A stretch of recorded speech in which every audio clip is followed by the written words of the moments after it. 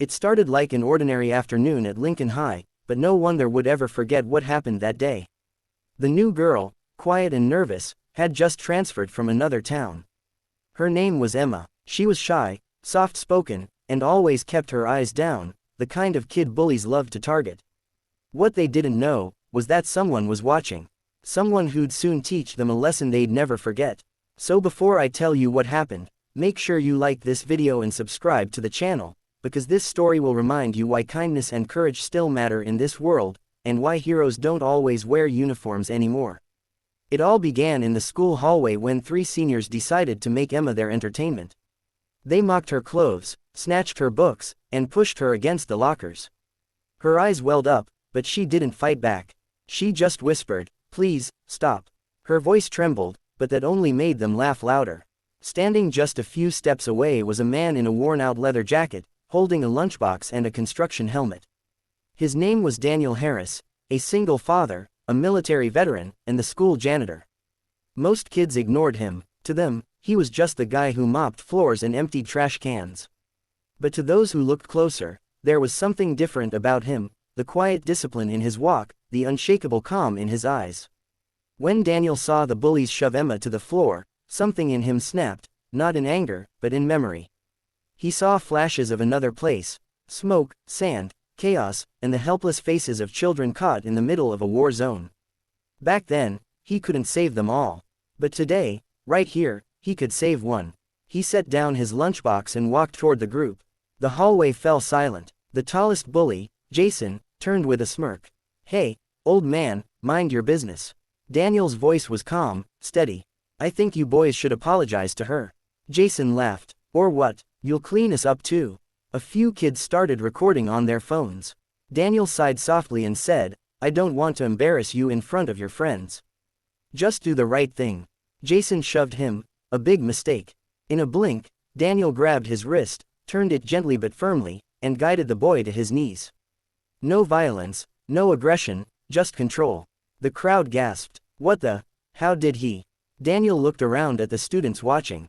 "This isn't strength," he said quietly. "Strength is standing up for someone who can't. Don't ever forget that." The bullies backed away, faces red with shame. Emma sat frozen, her eyes wide. Daniel knelt beside her and helped her gather her books. "You okay, kiddo?" he asked softly. She nodded, whispering, "Thank you." That moment could have ended there, but it didn't. Later that evening, a parent meeting was held. Jason's father, a wealthy local businessman, marched in furious. "You put your hands on my son," he yelled. "You think being a janitor gives you the right to touch him?" Daniel stood still. "I didn't hurt him, I stopped him." The principal tried to calm things, but tension filled the room. That's when a man in uniform stepped inside, a decorated colonel, silver hair shining under the lights. "Excuse me," he said, walking straight to Daniel.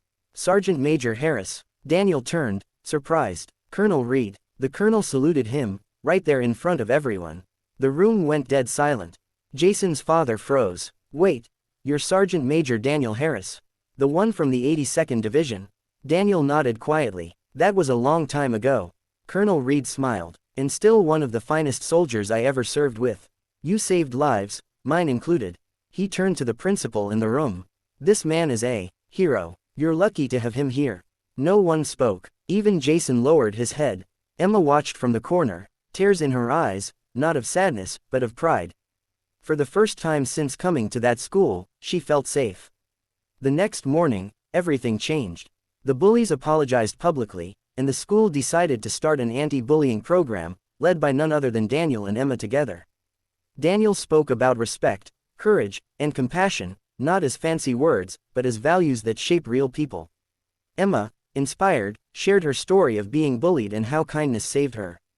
Their bond became something beautiful, a quiet father-daughter connection built not by blood, but by heart.